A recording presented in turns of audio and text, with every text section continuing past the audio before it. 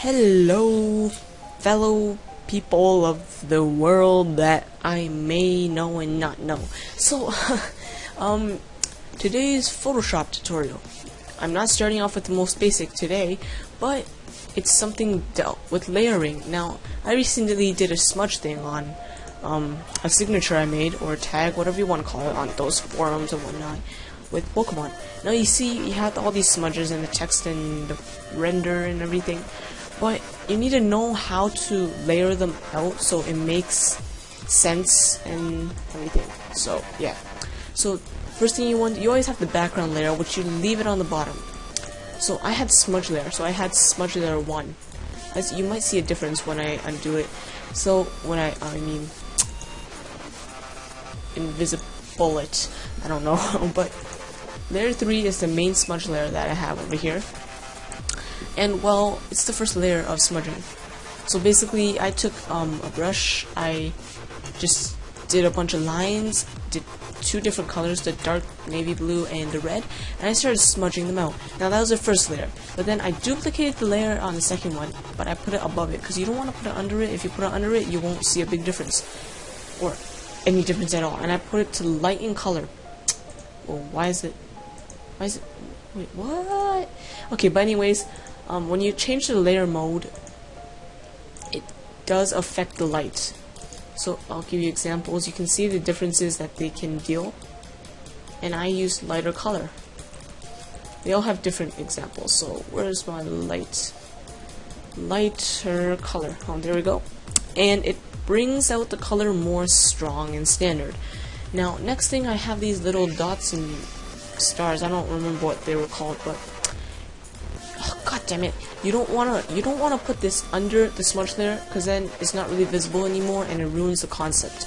You don't want to put it in between the 2 smudge layers, because well you can, but I put it above in case. You don't want to put it all the way above everything, because then it will overlayer your render and the text that you may not want. You can erase them. Yes, you can. You can take the eraser tool and just erase, and all. But that doesn't help, because sometimes if you put it to something like screen or lighten, you can sort of, I don't know how you explain it, but basically you can still see a little bit of white, and if you erase it, oops, wrong button. If you erase it, you can see a clear difference, and I just think it looks better that way, so I leave it above the 2 smudge layers, but under the text and the render layer. I don't remember what this was. Oh god. Oh god. What was the point of this layer? Delete that, I guess. So the next layer, you got the render layer, which you want above everything besides the text. It doesn't really matter though. You want this. You see all these things? It's gonna end up covering it, so you want to leave it covered. And that would be the first thing you'd place on something before doing smudges or other related thing. So it really does matter on layering and doing the layers right. And then there's the text, which you usually put on last, or something like that. Excuse me.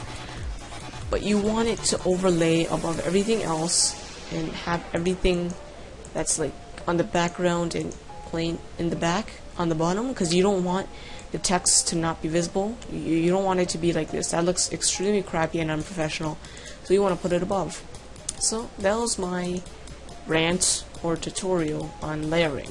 Layering is an important thing, and it does matter for future graphics, because you need to move them around to make sure they're in the right position and that it's just correct. So yeah, I just don't know how to explain it. Oh god, my parents are watching Chinese dramas again. So next tutorial will most likely be either tools or the effects and filters of Photoshop, and this is Photoshop CS6 for your info. So, but it can apply to all Photoshop. So yeah.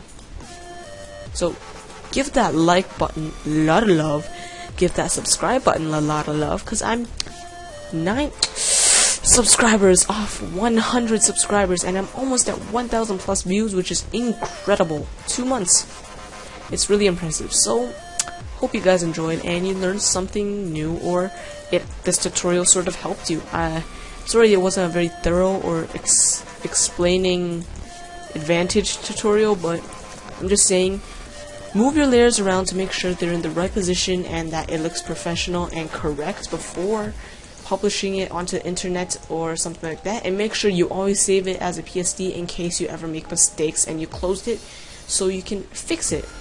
So now I'm done. So leave a like, leave a comment, favorite it, share it with your friends and family, and subscribe.